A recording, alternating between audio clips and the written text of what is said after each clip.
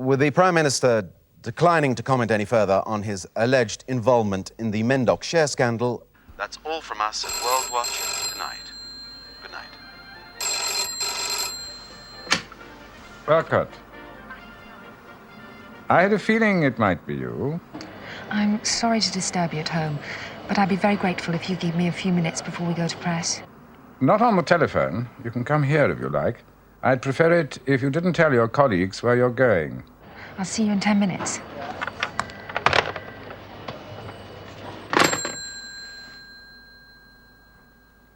He can't survive this, can he? I shall be spending the next few days rallying all the support for the Prime Minister that I can get. Off the record, Mattie, it's not going to be easy. Do you think he tipped his brother off about those shares? I find it impossible to believe that Henry Collingridge could do a thing like that. I've always considered him a totally honourable man. But? But, Mattie? Not quite up to his job. Mattie, you might very well think that. You know I couldn't possibly comment. I really like talking to you. Of course you do. You love trying to tempt me into indiscretion. I know, but it's more than that. With Samuels on Earl, I get the party line. You talk to me like another intelligent human being. I like talking to you. I'm interested in you. You find that strange? I find it very flattering.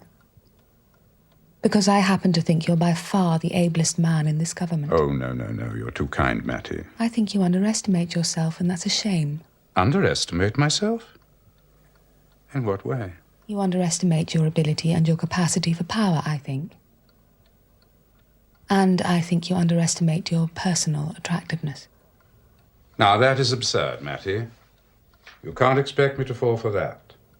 I'm old enough to be your father. Perhaps that's something to do with it.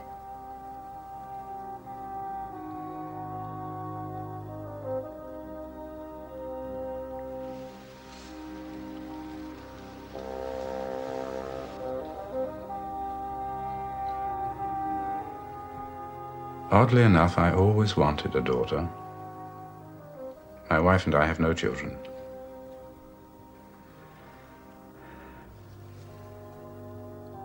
What a very unusual interview this has turned out to be. Perhaps we should... No, I must just say this. You mustn't underestimate your abilities. Really.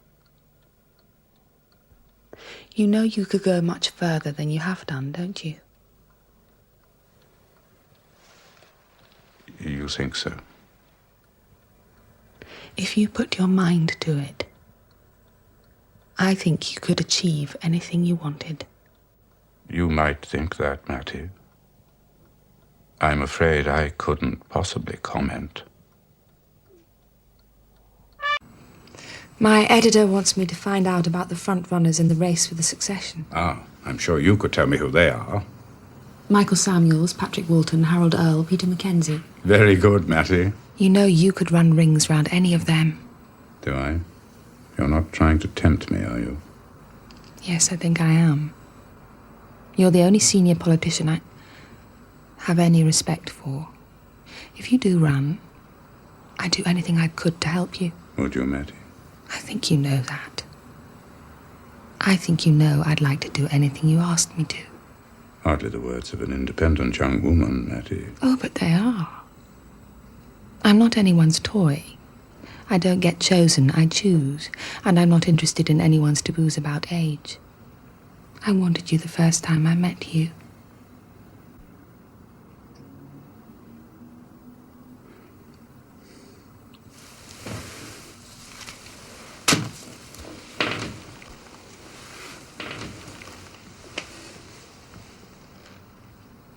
My wife went down to the country this afternoon. Yes. I have an engagement at 9. I can't cancel it. I don't mind. It's only 7 now. I'm seeing someone myself later. You will never be able to speak of this to anyone. Why should I? I don't want to. It's nothing to do with anyone else.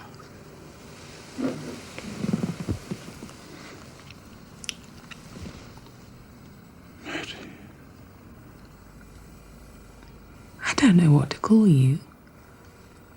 There's nothing I can call you. You can call me Francis. That's just it, I can't. I don't think of you as Francis. It's so stupid. Well, you can hardly call me Chief Whip.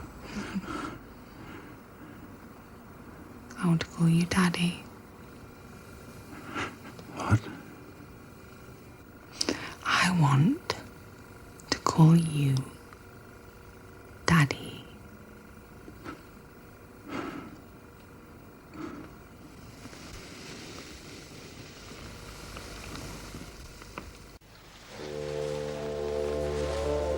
Playing with the hopes and dreams of a daughter, now gentle, now hard, rebuking and rewarding, chastising and forgiving.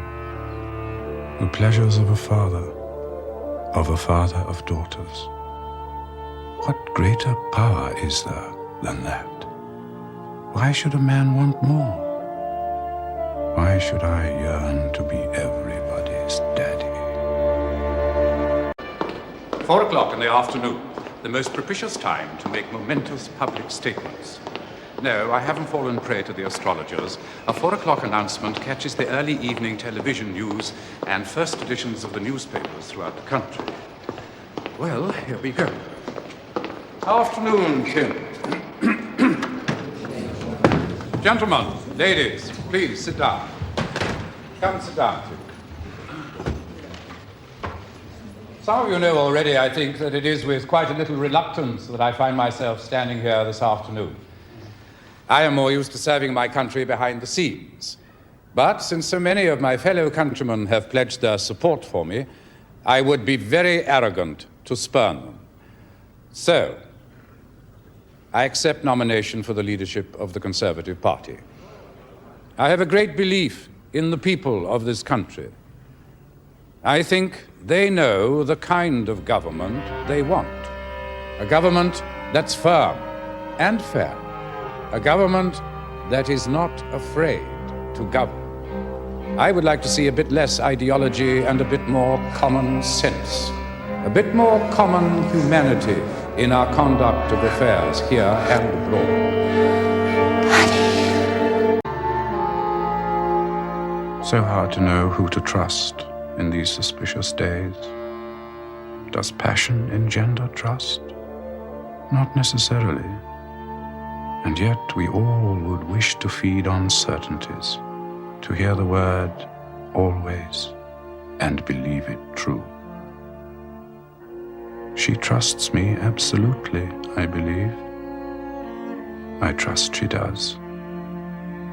And I trust her absolutely, to be absolutely human.